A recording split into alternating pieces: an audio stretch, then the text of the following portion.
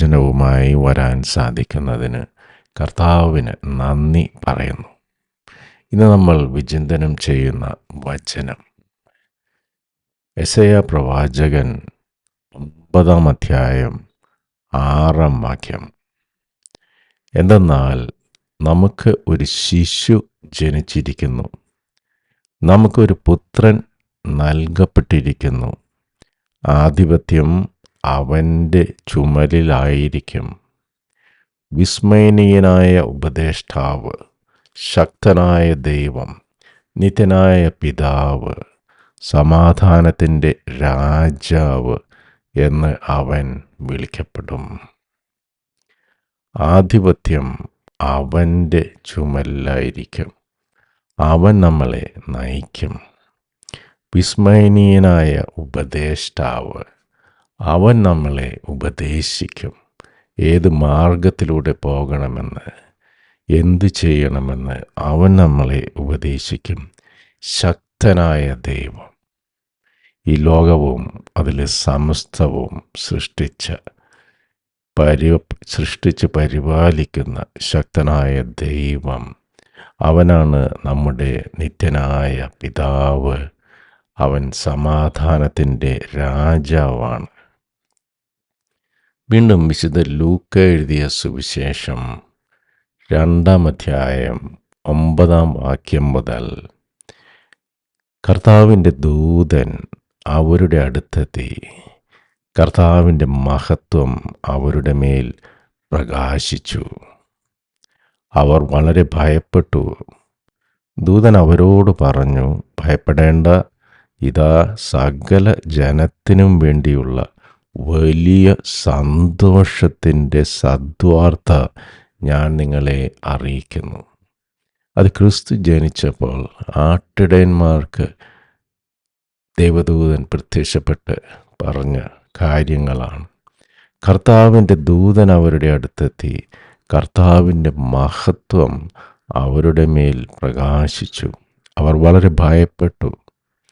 ദൂതൻ അവരോട് പറഞ്ഞു, ഭയപ്പെടേണ്ട, ഇതാ സകല ജനത്തിനും വേണ്ടിയുള്ള വലിയ സന്തോഷത്തിൻ്റെ സദ്വാർത്ത ഞാൻ നിങ്ങളെ അറിയിക്കുന്നു.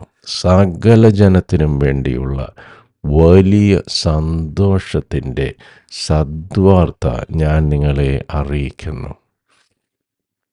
എല്ലാവർക്കും, ക്രിസ്തുവിൽ വിശ്വസിക്കുന്ന എല്ലാവർക്കും ഉള്ള സദ്വാർത്ത.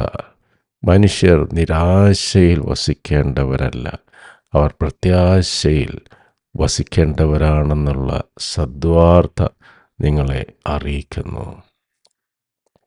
വീണ്ടും റോമ 15:13, പ്രത്യാശയുടെ ദൈവം നിങ്ങളുടെ വിശ്വാസത്താൽ സകല സന്തോഷവും സമാധാനവും കൊണ്ട് നിങ്ങളെ നിറയ്ക്കട്ടെ. അങ്ങനെ പരിശുദ്ധാത്മാവിൻ്റെ ശക്തിയാൽ നിങ്ങൾ പ്രത്യാശയിൽ സമൃദ്ധി പ്രാപിക്കുകയും ചെയ്യട്ടെ. പ്രത്യാശയുടെ ദൈവമാണ് നമ്മുടെ ദൈവം.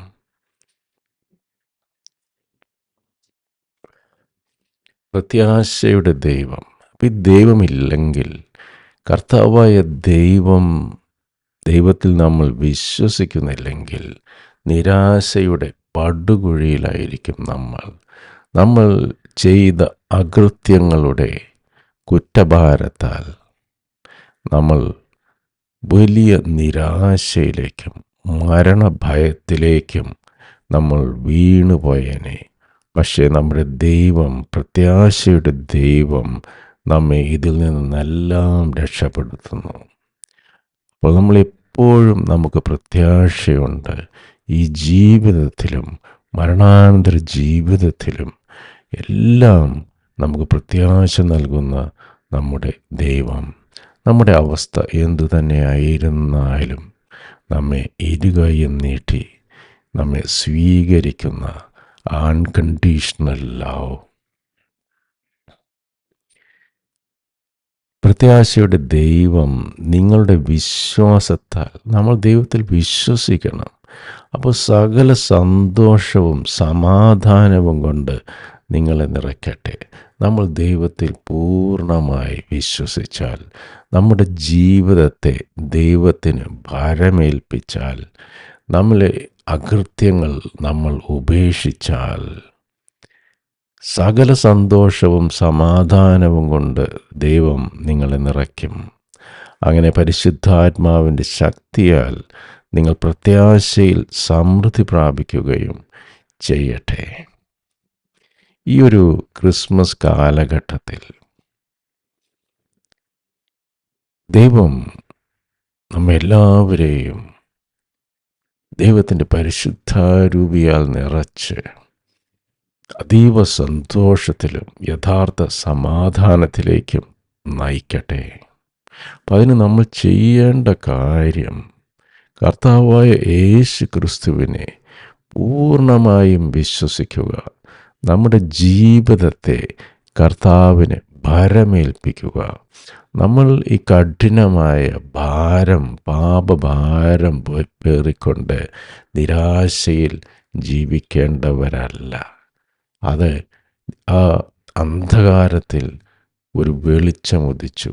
അതാണ് നമുക്ക് ക്രിസ്തു. ക്രിസ്തുവിനെ അനുധാവനം ചെയ്യുന്നവർ പ്രകാശത്തിൽ നടക്കുന്നു. അവരിൽ അന്ധകാരമില്ല.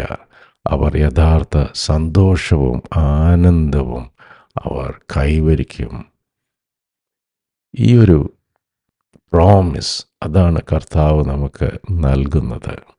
നമ്മൾ നമ്മുടെ ജീവിതത്തിൽ പലപ്പോഴും അനുഭവിക്കുന്നത് പോലെ ഓരോന്നിൻ്റെയും യഥാർത്ഥ വില അതില്ലാത്ത അവസ്ഥയിലാണ് നമ്മൾക്ക് മനസ്സിലാവുക. ഒരു വ്യക്തി പെട്ടെന്ന് നമ്മുടെ ജീവിതത്തിൽ നിന്ന് നമ്മളെ വിട്ടുപോകുമ്പോൾ ആ വ്യക്തിയുടെ വില നമ്മൾ അറിയുന്നു. അതുപോലെ തന്നെ ക്രിസ്തു നമ്മിൽ വസിക്കുമ്പോൾ, ക്രിസ്തു നമ്മളെ കൈപിടിച്ച് നടത്തുമ്പോൾ പലപ്പോഴും നമ്മൾ ക്രിസ്തുവിൻ്റെ വില അറിയുന്നില്ല. അല്ലെങ്കിൽ നമ്മൾ ക്രിസ്തുവിൽ നിന്ന് അകന്ന് ജീവിക്കുമ്പോൾ, ക്രിസ്തുവിലേക്ക് തിരിച്ചു വരാൻ നമ്മുടെ വ്യർത്ഥ അഭിമാനങ്ങൾ നമ്മളെ സമ്മതിക്കാതിരിക്കുമ്പോൾ, നമ്മൾ സാത്താൻ്റെ ബന്ധനത്തിലായിരിക്കുമ്പോൾ ക്രിസ്തുവിൻ്റെ വില നമ്മൾ അറിയുന്നില്ല.